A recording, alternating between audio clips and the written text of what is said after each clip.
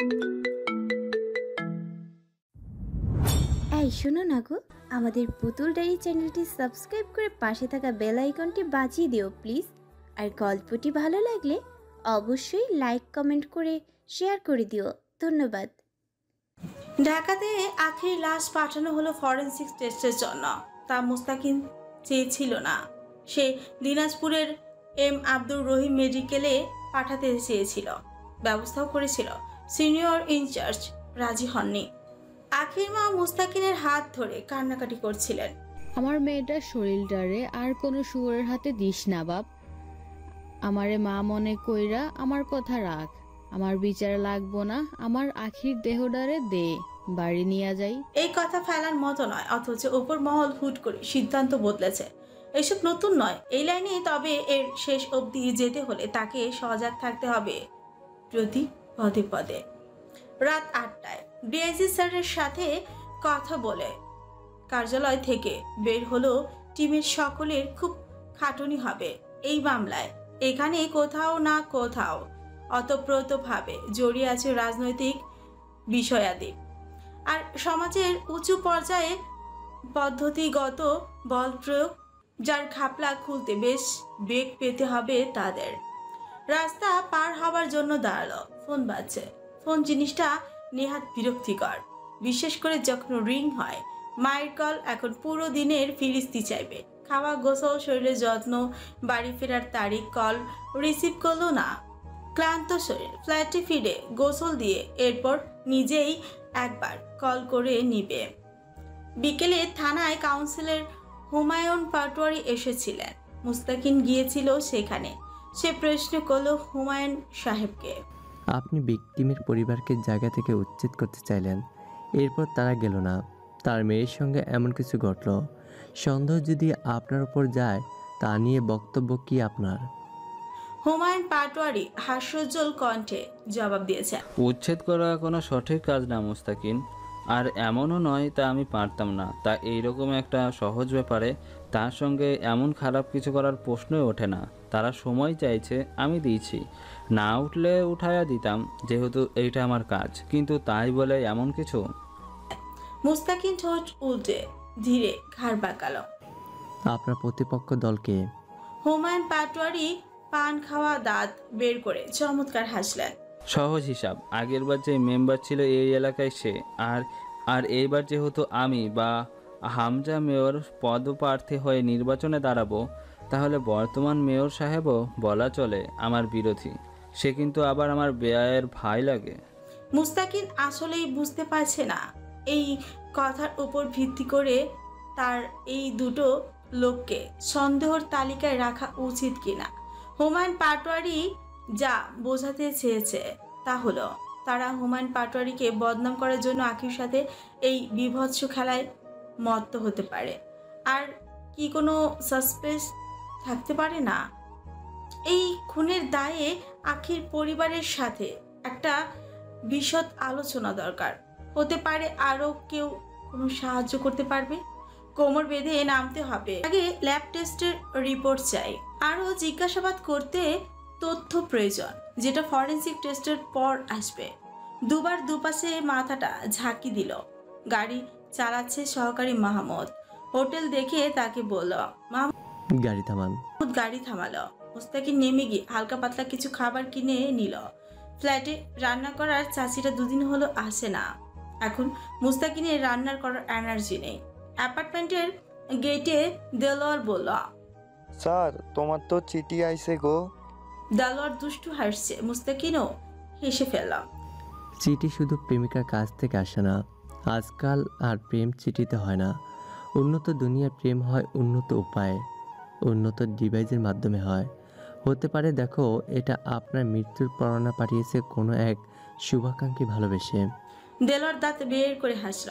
তোমারে আর কেডা মারার সাহস করব? যত বড় একখান পিস্তল প্যান্টের ভিতরে নিয়ে ঘুরো। প্যান্টের ভিতরে পিস্তল, তাও আবার অত বড়? তুই রাইফেল আর পিস্তলকে গুলিয়ে ফেলছিস মনে হচ্ছে। আর প্যান্টের ভিতরে পিস্তল রাখে কেমনে, কোথায় রাখে? মুস্তাকিনের বলার ভঙ্গি দেখে হো হো করে হেসে উঠল এবার দেলোয়ার। মুস্তাকিন ফ্ল্যাটে ঢুকে গেল। দরজা লাগিয়ে খাবার টেবিলের উপর রেখে চিঠি নিয়ে বসল। চিঠিটা রেখে দিল পরিত্যক্ত। বিশেষ আগ্রহ আসছে না তা নিয়ে। সে জানে কার চিঠি।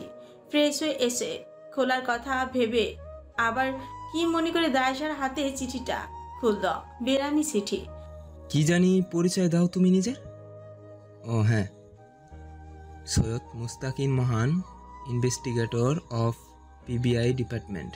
না, কেস থেকে সরে যাও অফিসার। তুমিও ভালো থাকো আর আমরাও। নয়তো তোমার এক পিস্তল কতক্ষণ কতভাবে রক্ষা করতে পারবে তোমার জান।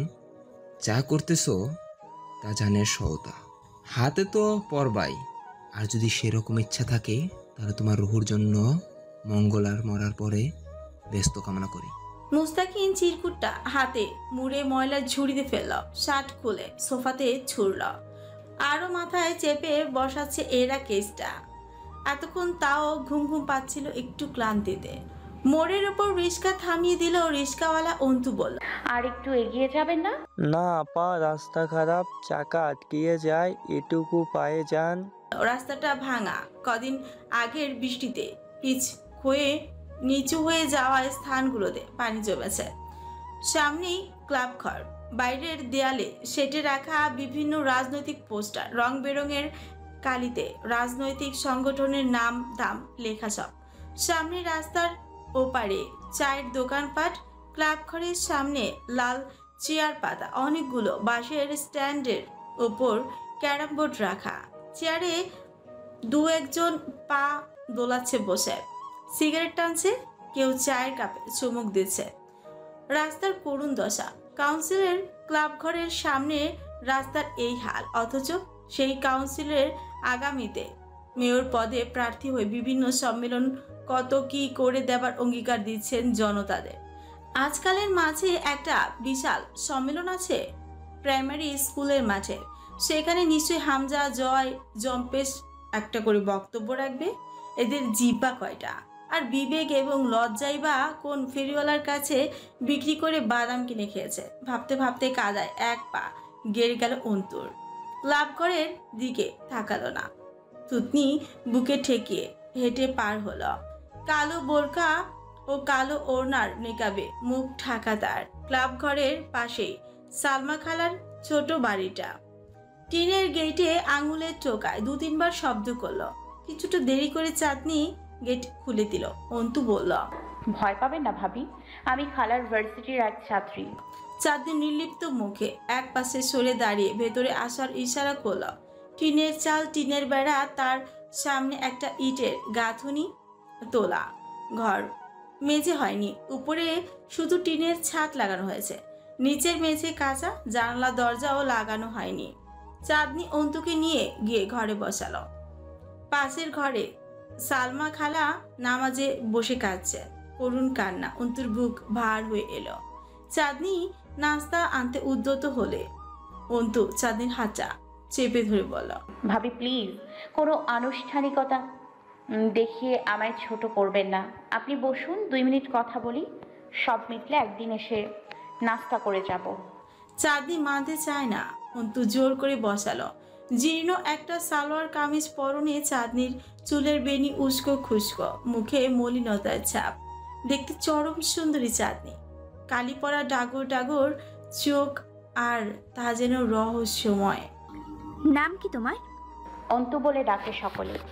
আমিও তাহলে তাই বলেই ডাকবো। একটু হাসলো চাঁদনি। হাসিটা অদ্ভুত আর সুন্দর।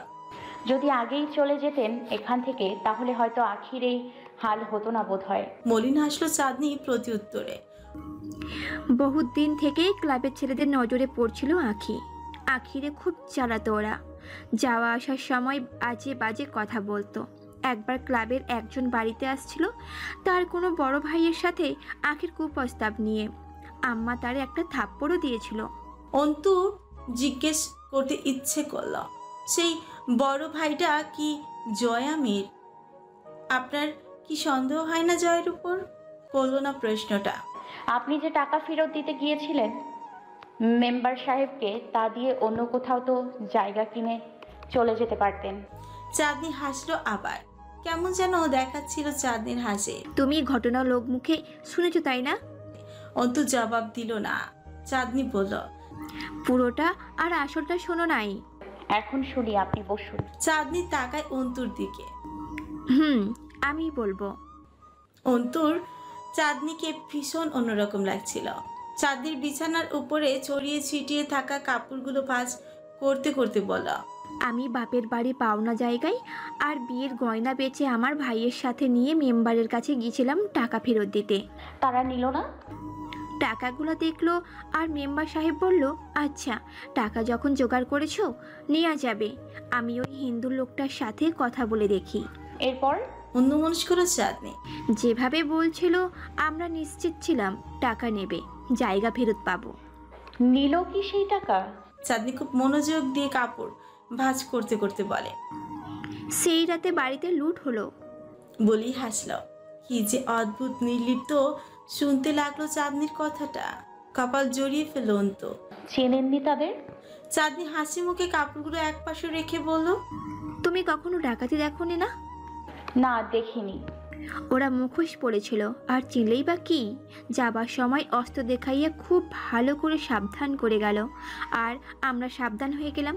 একবার সাবধান না হয়েই হারাই গেছে একটা। অন্তু বুঝলো না শেষ কথাটা। চাঁদনি কি আখির মেজো ভাইয়ের কথা বলছে, যে ক্যান্সারে মারা গেছে? এখানেও একটা রহস্য রইল। চেয়ে রইল ক্ষণকাল চাঁদনির নির্বিকার মুখটার দিকে। অসীম ধৈর্য আর বুঝ মেয়েটির। এমন নিম্নবিত্ত পরিবারের এত শীতল মস্তিষ্কের একটা বউ। তার চোখের চাহনি, কথা বলার ধরন, মুখের ভঙ্গিমা সবই যেন অসাধারণ, একটুও সাধারণ নয়। সেদিন শাশুড়িকে যেভাবে বুকে জড়িয়ে থামাচ্ছিল, সে এক বিরল দৃশ্য। আজও কেমন অনড় শক্তিময়ী লাগছে মেয়েটাকে। প্রথম সাক্ষাতে কেমন নির্দ্বিধায় কথা বলছে ওর সঙ্গে, একটু ইতস্তত বা অপ্রস্তুত নয় যেন। মার্জিয়া কি এমন হতে পারতো না? অন্তু জিজ্ঞেস করলাম, আপনি পড়ালেখা জানেন? চোখ তুলে তাকায় চাঁদনি। এসএসসি পাস করেছিলাম। মুখ খুললে না তুমি, দেখলাম না তো তোমায়। অন্তর নিকাবটা খুললো অল্প একটু। বেজায় মায়াবতী দেখতে অন্ত। সবচেয়ে বেশি মায়া লেপটে আছে ঘন পাপড়িওয়ালা চোখে। চোখের মনি কুচকুচে কালো, তাতে মুক্ত দানার ন্যায় ভাসছে আলোর প্রতিসরিত বিন্দু রেখা। এক দেখায় আটকে যাবার মতো সুন্দর মেয়েটা। কালো নিকাবের প্রান্ত এসে ঠেকেছে ফর্সা কপালটার উপর। থুতনিটাও একটু বের হয়নি। কালো পর্দার আবরণের ভেদে ঝিরঝিরে মোহময়ী চেহারা। চাঁদনি কিছুক্ষণ অন্তর নত মুখের দিকে চেয়ে থেকে বলল, খুব সুন্দর তুমি। আপনার কাছে হেরে যাব। দুজনই হাসল। গেটে শব্দ হলো। অন্তু দ্রুত মুখে নিকাব পরে নিল। সোহেল ঘরের দরজায় এসে থেমে গেল। তার চোখে মুখে কৌতূহল। অন্তু সোহেলের অপ্রস্তুত অবস্থা দেখে নিজেই বলল, ভাই, আমি অন্তু, ইউনিভার্সিটিতে পড়ি। ভাবির সঙ্গে এমনি দেখা করতে এসেছিলাম। আপনি ভেতরে আসুন। সোহেল ঠুকলো না, দু কদম পিছিয়ে হাত দিয়ে বাধা দেবার মতো করে বলল, বসো, তুমি কথা কও, আমি পরে আসবো, বসো বসো। অন্তুর ভালো লাগছিল এই বাড়িতে। সে বলল, আপনি আসুন, আমি বেরিয়েই যাচ্ছিলাম। অন্তু গিয়ে কান্নারত অভাগী মায়ের পাশে মেঝেতে বসে পড়ল। হাতটা চেপে ধরে পড়ল, চেনেন আমায়? চিনলেন না সালমা অন্তুকে। ভার্সিটিতে কমন রুমে দেখেছেন বহুবার। আপনি এভাবে কাঁদছেন কেন? ক্লাব ঘরেও পৌঁছচ্ছে নিশ্চয়ই আপনার কান্নার স্বর। পৈশাচিক আনন্দ দিচ্ছে ওদের আপনার এই আর্তনাদ। নিজের দুর্বলতা অন্তত শত্রুর কাছে প্রকাশ করতে নেই। মুখে হাত চেপে কেঁদে উঠল সালমা। অন্তু বলল, যখন কেউ কষ্ট দেবার লক্ষ্যে কষ্ট দেয়, তখন একদম উচিত নয় কষ্ট পাওয়াটা তাদের দেখানো। হয় সেই পরিমাণ সেভাবে ফিরিয়ে দিতে হয়, অথবা চুপ থাকতে হয়, অন্তত তাদের সামনে। সালমা খালা অন্তুর এই ভারী কথা বুঝলেন কিনা কে জানে, বললেন, কিন্তু ওরা তো করে নাই কিছু।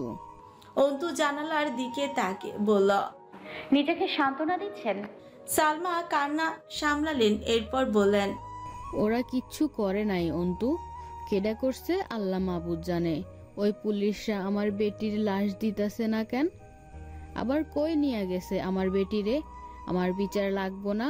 ওরা রাজনীতি করে, শক্তিশালী সব। আমার বিচার লাগবো না, কিচ্ছু লাগবো না আমার। আমি চলে যাব এখান থেকে, বহুত দূরে যাব। আমার মেয়েটারে ওই পুলিশ আবার কই জানি কই নিয়ে গেছে। কথা ধরলো অন্তু। কারা রাজনীতি করে? এই তো বললেন ওরা কিছু করেনি। তার মনে হলো সে বোধহয় টেনে হিচড়ে জয়কে এবার এইসবের পেছনে দাঁড় করাতে চাইছে। তার সঙ্গে সেদিন খারাপ আচরণ করেছিল বলে জয় বারবার অপরাধীর জায়গায় নজর আসছে, কিন্তু এটা ঠিক না। ভেতরের উকিল মস্তিষ্কটা ধমকালো অন্তুকে। ক্লাব ঘর পার হওয়ার সময় আর চোখে তাকালো সেদিকে। বুকে একটা চাপা উত্তেজনা কাজ করছে। তাকে চিনে ফেলার মতো কেউ যদি এখন ক্লাবে থাকে, কোনো তামাশা না হয়ে যায় এখন যদি জয় দেখে ফেলে। ক্লাব ঘরের সামনে বড় পোস্টারে কাউন্সিলর হুমায়ুন পাটোয়ারির ছবি টানানো, পাশেই আরেক পোস্টারে তার ছেলে হামজার ছবি। এবার ক্যারাম বোর্ডের সামনে ছেলেরা দাঁড়িয়ে আছে, এটা আর চোখে নজরে এলো, আর ভুলেও তাকালো না সেদিকে। সন্ধ্যার বেশি বাকি নেই। দুনিয়াতে সবচেয়ে জঘন্য শব্দের মধ্যে সেরা জঘন্য শব্দ হলো অ্যালার্মের শব্দ। ঘুম ভাঙলো জয়ের। ফোনের অ্যালার্ম তখনও বাজছে, উপর হয়েছিল, চিৎ হয়ে বকল। সেটা ভাঙা অ্যালার্ম ঘড়ি, বারোটা বাজতেই আছে। সম্বন্ধীর ছেলে ঘড়ি আমার, আমি উঠছি। হ্যাঁ, এইবার অফ যা। ঘড়িটাকে ভাঙতে পারলে ভালো লাগতো, ভাঙলো না। টাকার ঘা কলি যায়। মুখে চোখে পানি দিয়ে আসার পরেও ঝিমুনিটা ছাড়ছিল না। প্রথমেই ছুরিতে, পরে একে একে সম্ভাব্য সকল আসবাবে কাঙ্ক্ষিত সারটা খুঁজল, পেল না। চিৎকার করতে করতে বেরিয়ে এলো ঘর থেকে। মামি, ও সতালো নানির মেয়ে? কাজের মহিলাকে জিজ্ঞেস করলো। সেই শালির চেংড়ি কই? বেরিয়ে এসে দাঁড়ালেন শাহানা। কি সমস্যা? ষাঁড়ের মতন গলা ফাটাইতেছিস কেন? এইবারে বেটা ছেলেদের জন্মগত বদরোগেই। জয় দাঁতের দাঁত খিচে উঠল। আমার শার্ট ধোয়া হয়নি কোন সুখে? কার বালটা পরবো আমি এখন? তোর শার্টের খুব আকাল হয়েছে তাই না? আলমারি খুলে ছোট খাটো একটা শার্টের গোডাউনের খোঁজ পাওয়া যাবে। পাদর, সব সময় তোমার শার্টের পিছনেই তো দৌড়াই আমি। আর কোনো কাজ নেই বাড়িতে? অন্যটা পরে বের হওয়া যেত না? জয় মুখ খুলতে গিয়েও নিয়ন্ত্রণ করলো নিজেকে। তার মুখ খুললে বকা ছাড়া আর কিচ্ছু আসার সম্ভাবনা নেই। মামিকে সামনাসামনি বকা ঠিক না। এরপর কথা বলতে গিয়ে ওই খ্যাপা শরীফ বলল, তো একটা বের করে দাও সেই গোডাউন থেকে, পরে বের হই। তোমাদের মতো তো হুদাই ঘরে বসে থাকি না আমি। কাজ আছে, উঠতে দেরি হয়ে গেছে। আবার শার্টের বাড়া নিয়ে রঙ্গ করতেছি আরও আধা ঘন্টা। তরু বেরিয়ে এসে দাঁড়ালো সেন্টার রুমের এক পাশে। জয় ওর দিকে ফিরল, কঠিন স্বরে আদেশ করল, তরু, আরে সিস্টার, ইউ আর স্টিল জীবিত নাও? ভালোই হলো। আমার একটা শার্ট বের করে দে, যা কুইক। জয়ের ঘরে ঢুকলেই পৌরশালী একটা গন্ধ পাওয়া যায়। মাতাল মাতাল লাগে তরুর। ঘরে বাস করা পুরুষটাই যখন সর্বক্ষণ ওর মাতাল হয়ে থাকার কারণ, এই ঘরটাও ওর কাছে বড় কাঙ্ক্ষিত। প্রতিদিন জয় উঠে বেরিয়ে যাবার পর সে পুরো ঘরটাকে পারলে নতুন করে উল্টে পাল্টে করে আবারও শুরু থেকে গোছায়। বেশিক্ষণ এই ঘরে অবস্থান করার লোভ। যতক্ষণ এখানে থাকবে বুকের ভেতর কি যে এক শিরশিরানি নেচে বেড়ায়। আলমারিটা খুলে খুঁজে খুঁজে একটা কালো লালচে রঙা শার্ট বের করলো, আবার দ্রুত হ্যাঙ্গারে বাঁধিয়ে রাখলো। এই ঘরের প্রতিটা বিন্দু তার গোছানো। অবশেষে একটা চেক শার্ট বের করলো। সেটা তো মন গড়ল না। ভুলভাল শার্ট নিয়ে গেল, পছন্দ না হলে নিশ্চিত একটা জঘন্য ভাষায় গালি ছুড়ে দিবে। একটা জঘন্য ভাষায় গালি দিয়ে ছুঁড়ে ফেলবে শার্টটা জানালা দিয়ে। একবার শার্ট ধোয়া হয়েছিল না, সবগুলো শার্ট বাথরুমে চুবিয়েছিল। পরে ক্লিনার এনে সেই সব তুলে বাথরুম বাঁচানো হয়েছে। আবার নতুন শার্ট কিনতে হয়েছিল। না কেনা অবধি হামজার শার্ট পরত। একটা মিশ্র ছাই রঙা শার্ট দিল জয়কে। জয়ের সব শার্ট বেনামি রঙের, নাম না জানা সব কালার শার্ট বেছে বেছে কিনে আনে। এমনকি শার্ট যেটা কিনে সেটা দোকানে দাঁড়িয়েই গায়ে চড়িয়ে পরনেরটা ব্যাগে করে বাড়ি ফেরা লোক সে। পরের দিন নতুন সেই শার্ট ধুয়ে আয়রন করে আলমারিতে তোলা হয়। এইরকম হাজারো পাগলাটে স্বভাব সম্পূর্ণ বদরাগী পুরুষটিকে কেন যে এত ভালো লাগে মনে মনে তরুর।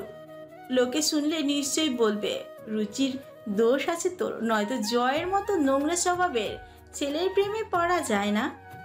জয় কিছু বলল না, চুপচাপ শার্টটা গায়ে পড়ল, তরুকে দিয়ে পারফিউম আনিয়ে নিল।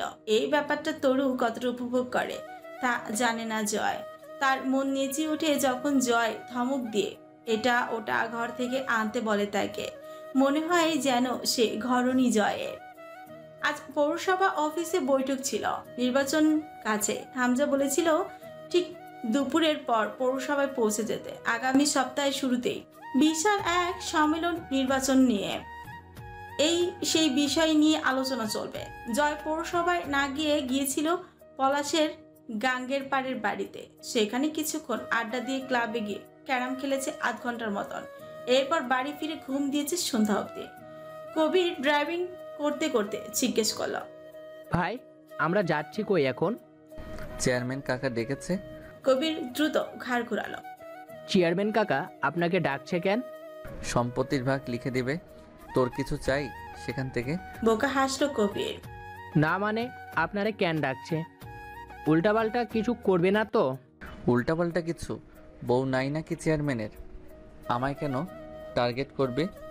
হাসলো কবির। জয় বলল, আয় তোর এই গেছো বাদরের মতো হাসির একটা ছবি তুলি। বাই এনি চান্স অকালে টপকে গেলে ছবিতে মালা চড়াবো। ব্যাক ক্যামেরা অন করে কবিরের দিকে ধরল। হঠাৎ করেই একটা মাল বোঝাই ট্রাক সামনে এসে পড়লো ওদের গাড়ির। গাড়ি চালানোর সময় এই মজা বোধহয় কাল হয়ে উঠলো ওদের। কবির প্রথমত নিয়ন্ত্রণ হারলো, দ্রুত স্টিয়ারিং ঘোরালো গাড়ি এক সাইডে নেবার জন্য। ততক্ষণে ডান পাশে আরেকটা গাড়ি এসে পড়েছে, ওদিকে সরার জায়গা নেই। ওদের গাড়ি যে পজিশনে রয়েছে তাতে ট্রাক ওদের গাড়িকে পিষে সামনে এগিয়ে যাওয়া ছাড়া উপায় নেই। ও পাশে চাপার জায়গা নেই। কয়েক সেকেন্ডের পাশে গাড়িটা আরো স্লো হয়ে ওদের পাশ আটকে চললো মনে হলো। জয় সবসময় খারাপ কিছুর জন্য প্রস্তুত, কবিরও হলো। কিছু করার নেই। আর ট্রাক ওদের সামনে খুব কাছে, প্রায় আচমকা পাশের গাড়িটার পাশ থেকে দ্রুত এগিয়ে গেল ওদের গাড়ি পার করে। সেদিক দিয়ে ট্রাকটা চলে গেল ওদের বাঁচিয়ে। ট্রাক চলে গেল নাকি কবির নিপুণ হাতে নিয়ন্ত্রণ করে নিল বলা যায় না। সেকেন্ড 20 মধ্যে ঘটে গেছে পুরো ঘটনাটা। জয় গাড়ির জানালা দিয়ে মুখ বাড়িয়ে পেছনে তাকিয়ে দেখলো ট্রাকটাকে একবার। এখনো হৃৎপিণ্ড ধরাস ধরাস করছে। জয় তাকে বকলো, শালা এত লাফাও কেন? বেশ কিছুক্ষণ পর পেছন থেকে সামনে ঘাড় ফেরালো কবিরকে প্রশ্ন করলো, ট্রাকটা কার জানিস কবির? ঝিরঝিরি বৃষ্টি নেমেছে বাইরে। হামজা এলো রাত 11টার দিকে। দোতলার সিঁড়িতে ছাতা বাঁধিয়ে রেখে ভেতরে ঢুকল। রিমি বসেছিল স্বামীর অপেক্ষায়। দোতলার সদর দরজা দিয়ে ঢুকতে একপাশে ডাইনিং রুম, তার আরেক বিভাজনে বসার ঘর।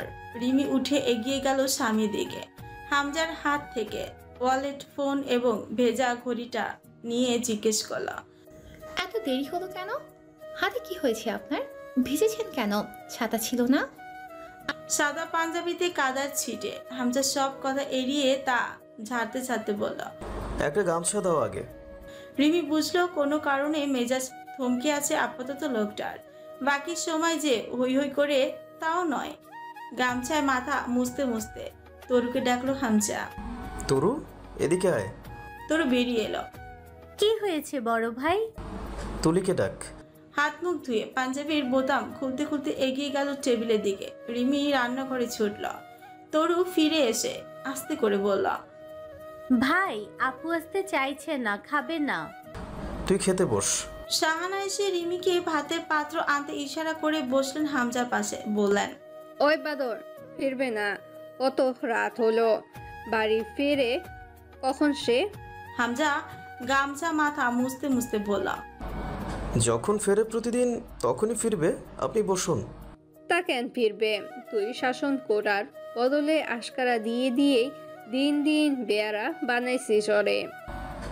নির্বাচনের ঝামেলা এগিয়ে আসছে, এখন একটু ব্যস্ত তো থাকবেই। এই নিয়ে ঘ্যান ঘ্যান করার কি আছে? জয় ছোট বাচ্চা না আম্মা, ওকে নিয়ে টেনশন করতে হবে কেন? আপনি বসুন। শরীর ভালো আপনার? ভালো, ভাত তুলে দিলেন শাহানা হামজার প্লেটে। একটু নিচু স্বরে জিজ্ঞেস করলেন, নির্বাচন আস্তে আস্তে বুঝলাম। তোরা কি করতেছিস? কিছুই মাথায় ঢুকতেছে না আমার। তোর বাপটা আবার আসবে কখন? প্লেটে হাত নাড়তে নাড়তে বলল হামজা। মাথায় না ঢুকে যদি ভালো থাকা যায় তাহলে আর ঢুকানোর চেষ্টা করবেন না। লবণ দিন। বাবা থানায় গেছে, চলে আসবে। গেছে বুঝলাম, আসবে কখন? আপনাকে খেয়ে নিতে বললাম, ওষুধ খাবেন খেয়ে। হঠাৎ চমকে উঠল শাহানা। থানায়? আবার থানায়? মাইয়া মরলো তো মরলো, আমার বাড়ির মানুষগুলোরে ফাসাদে ফেলে রেখে গেল। হামজা বিরক্ত হয়ে তাকালো। আহ আম্মা, এই আলাপ কেন? বাবা যদি থানা কাছারি না ঘুরবে তো মেম্বার হয়েছে কেন? জনগণের সমস্যা এগিয়ে যাওয়া বাবার কাজ, আর তার কাজ সে করছে। থানায় গেলেই তো আর গ্রেফতার হয়ে যাবে না, তাই না? আর গ্রেফতার হবেই বা কেন? এরপর গলা উঁচিয়ে রিমিকে ডাকলো। রিমি? রিমি লেবু কেটে এনে দাঁড়ালো হামজার প্লেটে। দুটো শসা ও লেবু টুকরো তুলে দিল। হামজার ভেজা চুলে আঁচল নেড়ে চুল মুছে দিল। পাঞ্জাবির কলারটাও ভেজা। রিমি তা গুটিয়ে দিয়ে গিন্নির মতো চেয়ারের পাশে দাঁড়িয়ে রইল। অসময়ে বৃষ্টিপাত। শীত চলে আসার পর বৃষ্টি নেমেছে আজ প্রকৃতিতে। আরও একটা ডিম তুলে দিলেন শাহানা ছেলের পাতে। হামজার ডিম খুব পছন্দ। মাঝে মধ্যেই প্রেশার হাই হয়ে যায় এই বয়সেই, তবুও কোনো কিছুতেই মান্নি করতে দেখা যায় না তাকে। হামজা খেতে খেতে রিমিকে বলল, তোর খেয়ে নাও। সবাইকে আলাদা আলাদা করে বলতে হবে আমার? বারবার পানি খাচ্ছিল। হামজা বলল, এত শটফট করছিস কেন? হ্যাঁ, আরাম করে খা। কোয়েল পাখি কাঁদছে বড় ভাই। তুলি সামলাবে, তুই খা। রিমি, তুমি খাইতে বসো। তুলি কি জয় এসে খাওয়াবে নে? সাহানা বললেন। রিমি খেতে বসলো না। এখন খেতে বসলে চলবে না। হামজা গোসল করবে, বিভিন্ন প্রয়োজন দরকার হবে। বলল, আপনারা খেয়ে নিন, আপনার ওষুধ খেতে হবে। আমি আর তুলি আপু পরে খেয়ে নেব। জয় ভাইয়া আসুক, সকলে একসাথে খাবো। খাওয়া শেষ করে গোসলে ঢুকলো হামজা। রিমি লুঙ্গি নিয়ে দাঁড়িয়ে ছিল বাথরুমের আধ খোলা দরজার বাইরে। হামজা লুঙ্গি পরে এসে বসলো বিছানায়। চুল থেকে পানি পড়ছে এখনো। প্রতিদিন রাত দুপুরে গোসল করার প্রয়োজনীয়তা কি? ঠান্ডা লাগে না এই লোকটা নাকি? বোঝে না রিমি। তামাটে গায়ের রঙে পৌরচামার হৃদপুষ্ট দেহি পুরুষটিকে দেখলে চেয়ে থাকলো ক্ষণকাল রিমি। কোনোদিন ভালোভাবে মাথা মুছে আসে না, পরে রিমি মুছিয়ে দিতে হয়। শুকনো তোয়ালে এনে মাথাটা ভালো করে মুছতে মুছতে বলল রিমি, একটু যত্ন নিলে কি হয় নিজের? এত উদাসীন কেন আপনি? অত যত্ন করার কি? তুমি আছো তো করতে। বিয়ে করার একটু ফায়দা হোক। কড়া চোখে তাকালো রিমি। হামজা কপালের ওপর টোকা মারলো একটা। রিমি বলল, হাত কেটেছে কি করে? এখনো কিন্তু বলেননি। আবারও বলছি, নিজের খেয়াল রাখবেন। হাতটা টেনে ধরে কোলে বসালো রিমিকে হামজা। শাড়ি লুটিয়ে পড়ে থাকা আঁচলটা কাঁধে তুলে দিয়ে পেট সহ কোমর জড়িয়ে ধরল। কাপড় ছিবিয়ে বলল, আমি যদি আমার যত্ন নেব তাহলে তোমাকে তুলে এনেছি কেন? রিমি মাথাটা নুইয়ে নিল। গম্ভীর হলো হামজার মুখ। এক হাত রিমির কোমর থেকে সরিয়ে ফোন তুলে কাউকে কল করলো। রিমি উঠে দাঁড়ালো, হামজার হাত ছাড়িয়ে। ভেজা মাথায় আরো দু একবার হাত বুলিয়ে সাবলুন আর তুলা এনে বসলো হামজার পাশে। হামজা ফোনটা বিছানায় ছুঁড়ে দিল বিরক্ত হয়ে। রিমি তার হাতের ক্ষতটা পরিষ্কার করতে করতে বলল, দেবর মশাই কল ধরছে না, তাই তো? আশা এবার রাখেন কেন? তার ফোন এখন কোথাও পড়ে আছে। সে হয়তো ফোন থেকে দূরে কোনো বিছানায় পড়ে আছে কারো সাথে। হামজা ফ্রুকুচকে তাকালো। পুচকে মানুষ, খুব বুঝতে শিখেছো এ বাড়ির ছেলেকে। এবারে ওবারে কি? ছোট থেকে এসব দেখে বড় হয়েছি, না বুঝলেও বুঝতে হয়েছে কে কি করছে, কখন কার স্বভাব কি। বিশেষ করে রাজনীতিবিদ আর নেতাদের চরিত্র ভালো হতে নেই বলেই জানি। তাই নাকি? তো আমার ব্যাপারে কি খেয়াল তোমার? আমি কেমন? তুমি ছাড়াও। হামজার হাতের ক্ষততে খামচে ধরল রিমি। জানি মেরে ফেলবো একদম। চেনেন তো আমার বাপ ভাইদের, কেটে ছিঁড়ে খাওয়াবো তাদের দিয়ে। হামজা হেসে ফেলল, হাতের দিকে তাকালো। যেই ক্ষততে মলম লাগাচ্ছিল এতক্ষণ সযত্নে, সেখানে খামচে ধরে আছে, রক্ত বের হচ্ছে নখের আঁচড়ে। হামজা কিচ্ছু বলল না, তার চোখে দুষ্টু হাসি খেলা করছে তা খেয়াল করে দাঁতে দাঁত খিচে জিদের সাথেই বলে উঠল রিমি। আর জয় ভাইয়ের ব্যাপারে খুব ভালোই জানি। রিমি জানে হামজা জয়ের ব্যাপারে খারাপ কথা সহ্য করতে পারে না। কাজ হলো ওর কথায়। হামজার মুখের হাসি মিলিয়ে গেল। অন্য কোথাও তো থাকতে পারে, কোনো বিপদও তো হতে পারে। তার আর কি বিপদ হবে, সে নিজেই একটা, বিশেষ করে মেয়ে মানুষদের জন্য। জয়ের ব্যাপারে রিমির এসব তেসরা উক্তি শুনতে ভালো লাগছিল না হামজার। গম্ভীর হলো। তোমার উপর কোনোদিন খারাপ নজর দিয়েছে? না, তা দেয়নি। তাহলে? রিমি তাকালো হামজার কঠিন হয়ে আসা মুখটার দিকে। হাতে অ্যান্টিসেপটিক লাগানো শেষ করে উঠে দাঁড়ালো হামজা, বলল, জয় দুষ্টু, বেপরোয়া, অসভ্য, সেসব সত্যি, কিন্তু মিথ্যাবাদী বা বিশ্বাসঘাতক নয়, জানো তো।